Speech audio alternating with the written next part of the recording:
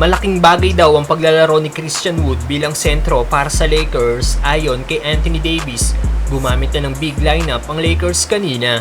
Pero bago yan, Warriors coach si Steve Kerr sinabing maraming malalakas na team sa West Conference ngayon.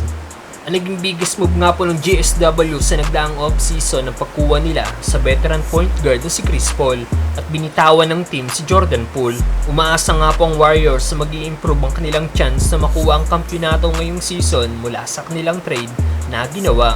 Pero hindi nga lang po silang gumawa ng move sa nagdaang off-season kundi maraming team sa West Conference.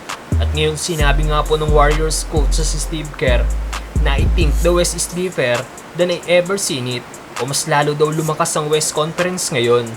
Nasa West nga pong defending champion na Denver Nuggets, Phoenix Suns na binubuo ng Big 3 na sina Kevin Durant, Bradley Beal at Devin Booker, LA Lakers na mas lalong lumalim ang roster, LA Clippers na may healthy Kawhi Leonard at Paul George, Sacramento Kings na nadagdagan pang experience matapos pahirapan ng GSW last playoffs. Sang-ayon ba kayo sa sinabi ni Coach Steve Kerr na sobrang lalim ng West ngayon mga brother? Samantalang Anthony Davis sinabing malaking bagay ang paglalaro ni Wood bilang sentro para sa Lakers.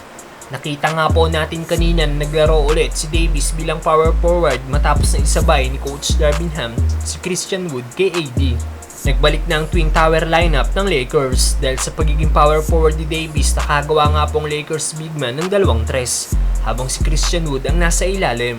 At after ng game, nagbigay pahayag nga po si Davis ukol sa paglalaro niya ng kasama si Christian Wood sa loob ng court.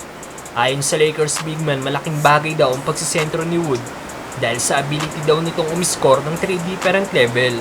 Kaya malaking tulong daw talaga ito para sa kanila. At isang threat din daw si Wood pagdating sa opensa. Hindi nga lang po sa opensa maasahan si Wood dahil masipag rin itong dumipensa.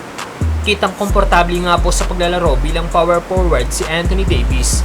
Sinabi nga po noong nakaraan ni Coach Darvin Ham, gagawin niyang power forward si Davis kapag mga dominant big man ang kanila makakalaban. Sa ngayon, patuloy pa rin nga po sa pag-e-experiment ng iba't ibang lineup si Coach Darvin Ham. Hindi pa natin nakikita ang tandem ni na Anthony Davis at Jackson Hayes dahil sa limitadong minutong nilaro ni Davis.